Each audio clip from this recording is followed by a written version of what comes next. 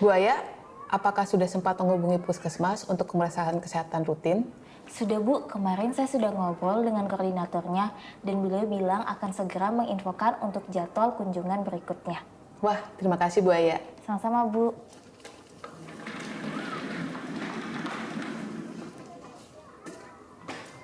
Bu, kalau untuk vaksin, kita bisa saja minta orang tua mencari tempat vaksin secara mandiri. Kenapa harus kerjasama dengan puskesmas, Bu?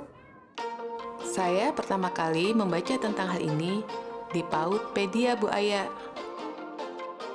Dijelaskan kalau koordinasi dengan pihak lain itu termasuk kebutuhan esensial di luar pendidikan yang harus dipenuhi. Tapi, waktu baca itu, saya belum terlalu paham apa maksudnya. Lalu, waktu pertemuan dengan Himpaudi, dibahaslah tentang indikator ini. Oh, begitu. Untung sekolah kita dekat dengan puskesmas ya, Bu. Kalau yang lokasi sekolahnya jauh dengan puskesmas, terus gimana, Bu? Waktu itu disebutkan selain puskesmas, PAUD juga bisa bekerja sama dengan Posyandu. Bu Aya ingat kejadian wabah DBD yang tempo hari itu? Wah, tentu ingat, Bu. 2 anak yang diberitakan itu dulu sekolah di PAUD ini kan? Saya tidak menyangka keterlambatan penanganan DBD berujung meninggal. Sedih sekali waktu dengar kabar itu, Bu. Itu sebabnya Bu Aya, sejak saat itu saya berpikir masalah kesehatan harus jadi prioritas di PAUD kita. Tidak hanya penyuluhan, tapi juga pengecekan berkala. Dan sepertinya kerjasama dengan puskesmas adalah langkah yang tepat. Orang tua akan lebih mengerti kalau perawat atau dokter puskesmas langsung yang menjelaskan.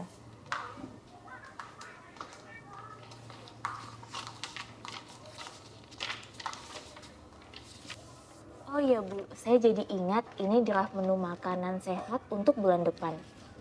Kalau sudah disetujui, saya akan langsung informasikan ke orang tua panitia. Ah iya, saya hampir lupa. Ini temanya jadi bahan dasar pangan lokal kan Bu? Kita jadi mengolah singkong. Lalu nanti orang tua yang akan memasak menunya untuk anak-anak atau bagaimana Bu? Iya Bu, masih sama. Nanti para orang tua yang dilibatkan untuk bantu mengolah sayur dan lauk pendamping. Yang agak berbeda kali ini, kita mau libatkan orang tua jadi narasumber di kelas. Kan ada orang tua yang punya kebun singkong. Orang tua bersangkutan akan membawa tanaman singkongnya, lalu orang tua lain diberikan informasi mengenai nutrisi yang terkandung pada singkong. Agar orang tua memahami pentingnya nutrisi yang terkandung dan dapat diberikan kepada anak-anak. Anak-anak dilibatkan di proses menghaluskan singkong yang sudah direbus. Jadi, hari itu kegiatan seluruhnya bersama-sama dengan orang tua. Kalau dilihat dari terakhir kali kita mengundang orang tua masuk ke kelas, anak-anak terlihat sangat senang waktu berkegiatan sama orang tua ya, Bu. Wah, idenya mantap Bu Aya. Kalau masih memungkinkan, saya usul ada narasumber dari puskesmas yang kita libatkan untuk penjelasan tentang kriteria isi piringku. Baik Bu, nanti saya dan rekan-rekan guru coba hitung alokasi waktunya. Kalau waktunya masih leluasa, bisa sekalian ya. Tapi kalau ternyata waktunya mepet, nanti coba kita jadwalkan ulang ya dengan puskesmas ya Bu. Ibu dan Bapak, percakapan Ibu Aya dan Kepala Sekolah barusan terkait dengan indikator pemenuhan kebutuhan esensial anak usia dini di luar pendidikan.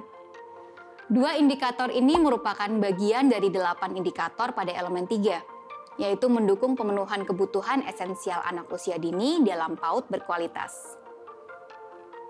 Indikator pemenuhan gizi dan kesehatan berbicara tentang koordinasi dengan pihak lain terkait pemenuhan gizi dan kesehatan.